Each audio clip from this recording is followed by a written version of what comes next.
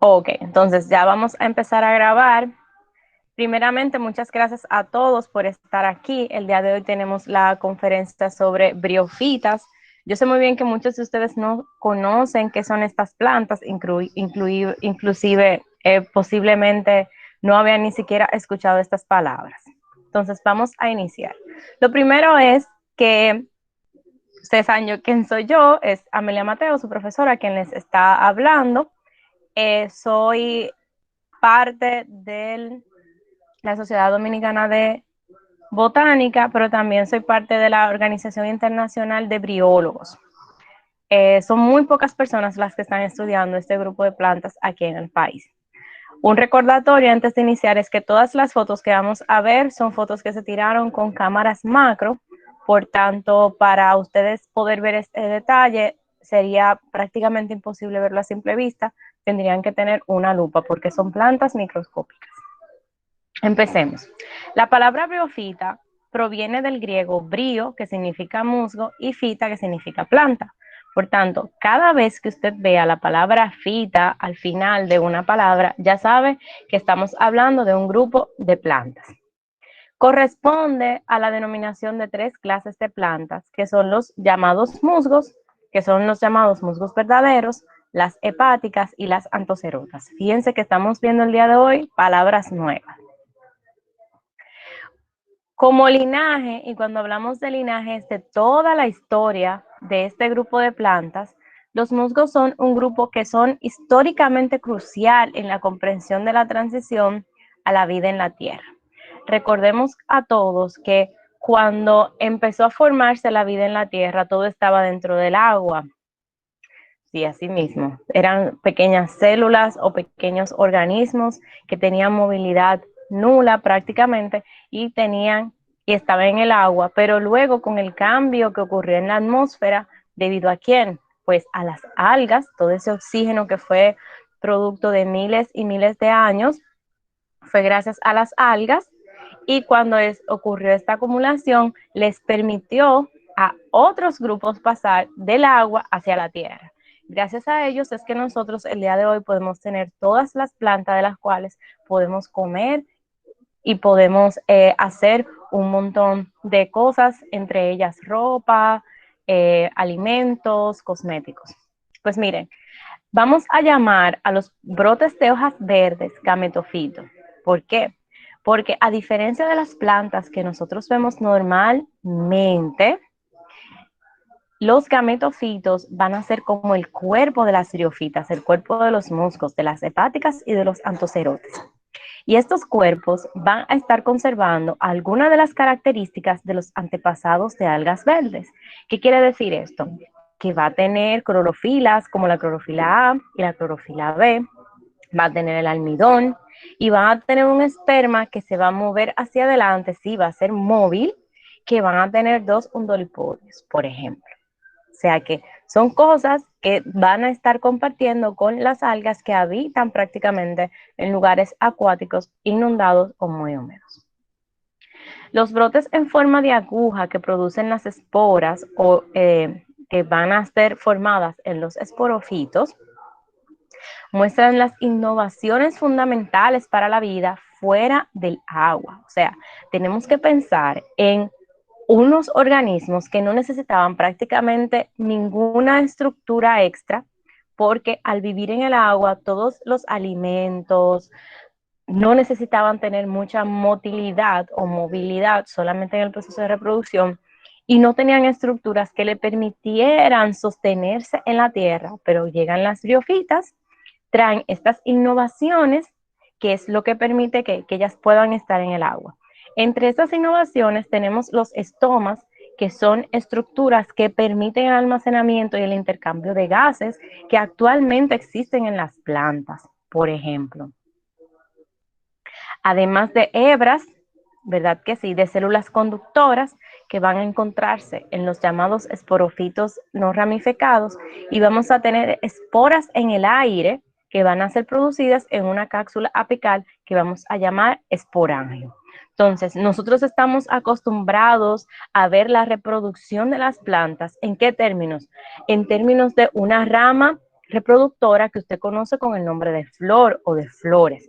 Pues aquí estos organismos no están tan estructurados como para tener flores, y por eso estamos hablando de que de una espora que es la que va a permitir la reproducción. En el nivel más simple de estructura entre las plantas terrestres se van a encontrar las briofitas. Y algunos de estos grupos podemos conocer y reconocer que existieron anteriormente, pero ahora se consideran fósiles, están extintos. Pero gracias a los registros fósiles, incrustaciones en piedra que han quedado plasmadas de estos grupos, nosotros los podemos conocer.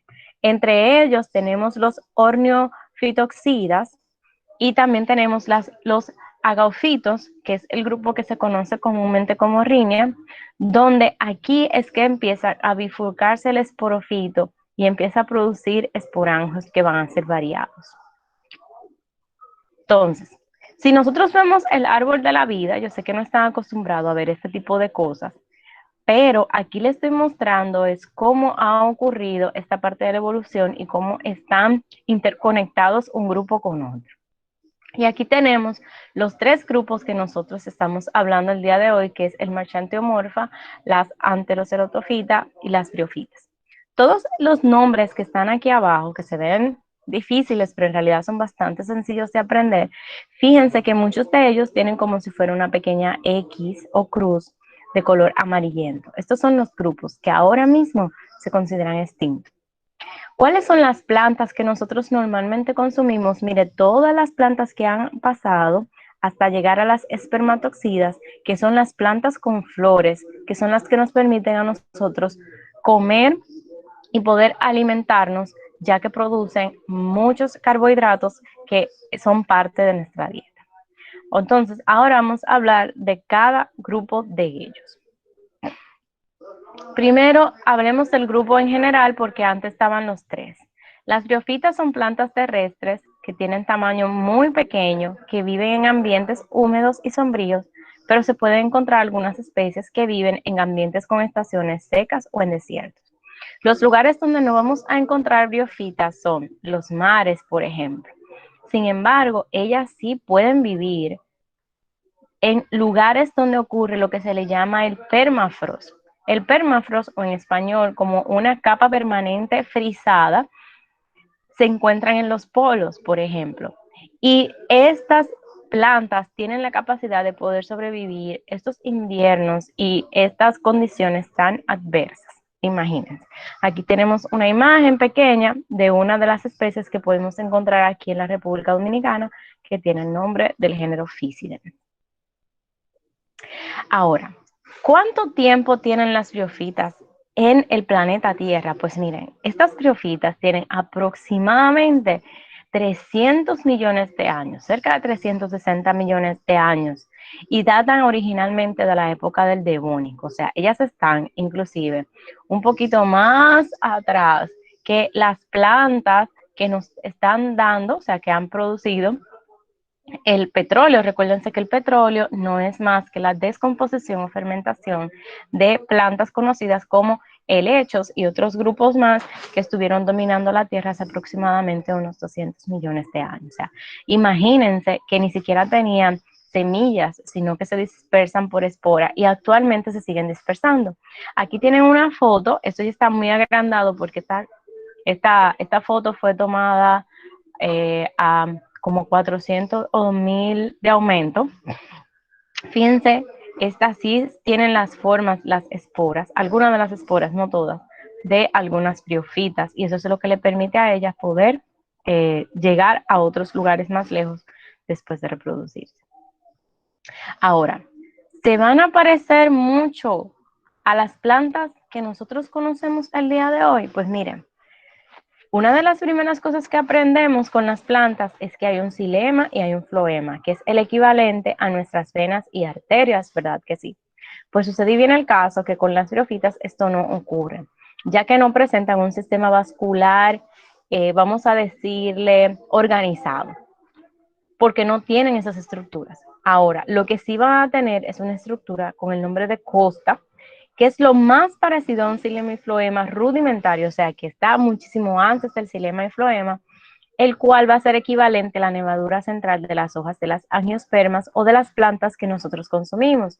Por ejemplo, si usted ahora mismo tomara una hoja de aguacate o una hoja de mango o inclusive una hoja de mala madre o de la hoja de los números, que es como si fuera un corazón, van a notar que hay una estructura justamente en el centro de la hoja que se va a llamar nervadura central. Nuestras plantas no van a tener esta nervadura central, sino que va a tener una estructura llamada costa, que es anterior a la nervadura. Recuérdense que estas plantas existieron antes de las plantas que nosotros consumimos el día de hoy y que estamos viendo. A diferencia de las plantas vasculares, la generación vegetativa o gametofito es la dominante. ¿Qué quiere decir? Que es un N. Esto lo vamos a ver mejor cuando estemos dando la unidad 3 de meiosis y mitosis, pero aquí vamos a adelantarle algo. Quiere decir que la parte dominante morfológicamente solamente va a estar representada por un solo género. Va a ser macho o va a ser hembra. Recordemos, para que un niño nazca, su mamá le da un cromosoma y su papá le da otro cromosoma. Pues imagínense aquí que solamente necesitan un solo cromosoma. La forma sexual o esporofítica se va a desarrollar por lo general a expensas de la vegetativa. Por ejemplo, cuando usted ve una rama floral, y me refiero a una flor, puede ser la flor de Cristo, usted está viendo la parte haploide de la planta. La parte diploide, o sea, el resultado de la fecundación de la parte hembra y la parte macho de la planta, va a ser el árbol per se. Aquí no será así. La parte haploide será el gametofito, que siempre es el que va a estar viviendo, y la parte diploide será como vamos a decir, un punto fugaz, ya que tiende a morir después del proceso de reproducción. Esto lo habíamos visto, recordemos que pueden estar también en estaciones secas y en desiertos. Las personas que viven en Pedernales o que viven en Asua o en Barahona, inclusive en lugares tan calientes como Punta Cana o Montecristi, es posible que ustedes, sin darse cuenta al caminar, hayan pisado en algunos bosques estos grupos de plantas debido a que como pueden sobrevivir a épocas muy largas sin agua, y se ponen un poquito extrañas, es posible que sin darse cuenta la hayan pisado. La mayor diversidad de los musgos, hepáticas y antocerotes, se va a encontrar en los trópicos, justamente donde está la República Dominicana. ¿Cómo se ve el cuerpo de la planta? El cuerpo de una briofita. Pues vamos a tener dos partes. La primera parte es la gametofita, que es la que siempre vamos a estar viendo, y la otra va a ser la esporofita, que a su vez va a tener una estructura que aquí dentro, lo que ustedes ven como tejido esporangio, es donde se van a producir nuestras esporas. Las briofitas se consideran organismos muy, pero muy antiguos y tienen una importancia científica muy marcada, ya que se encuentra entre los primeros que ocuparon el ambiente terrestre y son la clave en la evolución de las plantas terrestres, pero es difícil establecer exactamente dónde está la pega o el ligamento entre ellas a veces. Vamos ahora a dividir los taxones, vamos a dividir los grupos de plantas. Vamos a hablar primero de los musgos, luego de las hepáticas y luego los antocerotes. Tienen que saber que en el mundo existen aproximadamente unas 12.800 especies y va a ser el grupo más numeroso de las briofitas. En República Dominicana tenemos la representación de 495 especies aquí en República Dominicana. Ese es un dato que deberían de anotar. El tallo puede ser erecto o postrado, pueden ser de unos milímetros, que sea muy difícil de verlo a simple vista, o pueden tener algunos centímetros de tamaño que le permita a usted verla a una distancia más cercana, aunque no sea posible ver algunas estructuras. Su estructura interna, aunque va a ser simple, incluye un eje o cordón central, que es lo que conocemos como costa, y un sistema de conducción primitivo en algunos grupos. Además de esto, no vamos a tener raíces verdaderas en este grupo, sino que vamos a tener unas estructuras que llevan el nombre de rizoides. Los tallos de los musgos pueden tener estructuras fotosintéticas o de reproducción o de protección, que pueden ser los pelos axilares, los llamados parafilios o pseudoparafilios. Aquí tenemos un ejemplo de algunos musgos que existen en el mundo. Por ejemplo, tenemos Polytrichastum, tenemos Orthoblepharon, tenemos otro grupo aquí, y tenemos algunas estructuras del esporofito, como son el peristoma de algunas especies, por ejemplo, Cematophyllum, Ctenidion y Aplocladio. Cematophyllum y Ctenidion, también Orthoblepharon, son especies que géneros que vamos a poder encontrar en la República Dominicana en ambientes bastante frío, por ejemplo.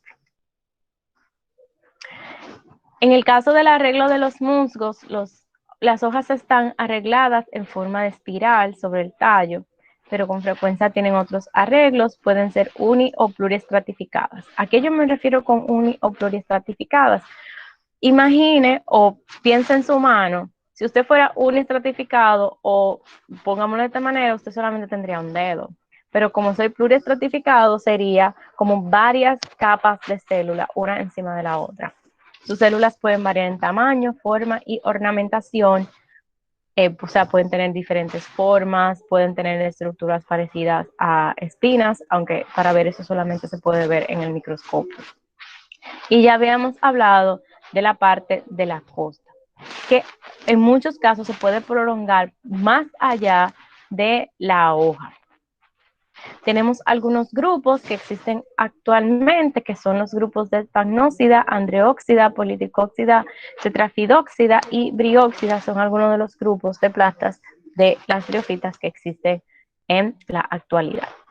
Hablemos de las hepáticas. Estas son bastante interesantes porque miren ese nombre, hepática. Me faltó el acento ahí, ¿verdad que sí? Estos grupos se les puso ese nombre común, ¿saben por qué? Porque se parece a un hígado literalmente de un ser humano. Se supone que existen entre 6.500 a 7.000 especies de hepáticas, aunque este número ha ido aumentando a lo largo de los años, y su gametofito puede ser taloide o folioso. El primero generalmente es postrado, como un listón, ramificado dicotómicamente. Dicotómicamente piense en la lengua de una serpiente. Si usted se fija, la lengua de la serpiente se divide en dos en la punta. Es exactamente esto. La complejidad anatómica de las formas taloides es variable, desde unas cuantas capas de células hasta las que muestran cámaras aéreas, poros, pueden tener tejido fotosintético especializado y tejidos de almacén.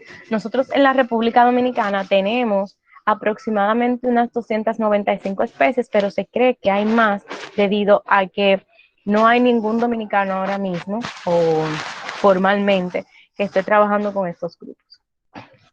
Aquí tenemos un ejemplo de cómo se ve. No sé si hay alguien de aquí que viva cerca de un río que no esté contaminado. Esa parte es muy importante con las briófitas. Posiblemente usted está cansado de ver esto pegado en las piedras cercanas al río. Se ve bastante plano. A eso nos estamos refiriendo con hepática. El Herbertus, que ese es el que está aquí abajo, deberían de saber que esta es una planta que se puede conseguir fácilmente para verla en ébano verde. Así que si aquí hay alguien que sea de Constanza y haya tenido la oportunidad de ir a ébano verde, específicamente a la ruta de las nubes, posiblemente está cansado de verlo. En el caso de las hepáticas, sus órganos sexuales se forman en la superficie superior del tallo o del talo, con frecuencia sobre ramas especializadas. Los esporofitos, por tanto, se desarrollan en las partes elevadas que favorecen la diseminización de las esporas por el viento. O sea, ellos van a necesitar, después de que haya fecundación, que algo más sea que le permita llegar más lejos. Además de esto, pueden tener yemas o propágulos. De los antocerotes, en realidad en República Dominicana no tenemos muchas especies. Según los datos del New York Botanical Garden, tenemos aproximadamente unas 6 a 7 especies reconocidas en 2 géneros. Este grupo es el que menos especies tiene en el mundo, ya que se consideran entre 100 a 120 especies más o menos. Su gametofito es un talo multiestratificado en el que cada célula contiene de 1 a 12 cloroplastos, usualmente lenticulares. En el centro del cloroplasto hay un pirenoide y la superficie inferior del talo tiene numerosos rizoides unicelulares, por ejemplo. El esporofito de los antocerotes es una estructura cilíndrica con una pared de varias capas de células que encierran el tejido esporógeno y la columela. A partir de tejido esporógeno se van a formar las esporas y los pseudolaterios. Fíjense que aquí vamos a tener estructuras que no se van a parecer en nada a los organismos anteriormente mencionados. Y estos son los grupos que actualmente tenemos aquí. Nosotros tenemos tenemos del género Anthocerius y Phaeocerius en la República Dominicana, según el linaje. Y aquí tenemos algunas fotos de estos grupos. Fíjense aquí que parece como algo pegado. Si uno de ustedes ha tenido la oportunidad de visitar un campamento que se llama Valle de Dios, justamente en la entrada de Valle de Dios, la primera vez que yo fui, porque no he vuelto, tengo que serles sincera, en esa época casi nadie iba, había antocerotes. Los antocerotes son bien importantes porque te dicen cuán limpio está el lugar, o sea, cuán libre de contaminación está un lugar. Si esos antocerotes, si regreso alguna vez, no están ahí, quiere decir que ese lugar está muy contaminado, porque ellos no pueden soportar lugares con ciertos niveles de contaminación. Nosotros sí podemos, pero ellos no. Aquí les estoy dando una lista de algunas diferencias. Esto es algo para que lo vean por arribita. Entre antocerotes, hepáticas y musgos. Fíjense que hay muchas cosas que van a ser parecidas porque provienen prácticamente del mismo grupo, pero hay muchas otras que son diferentes, principalmente en las partes de las hojas. Fíjense que en los antocerotes no vamos a tener hojas, en las hepáticas van a ser bilobadas, o sea que van a tener como 2 lóbulos, y en los musgos van a ser raramente lobadas y van a tener costa. Fíjense que eso es algo que no tenemos ni en las hepáticas, me refiero a lo costado, y en los antocerotes. ¿Por qué les estamos hablando de esto? Miren, en el ciclo de vida de muchos artrópodos y microorganismos van a depender directamente de los microambientes de las briofitas.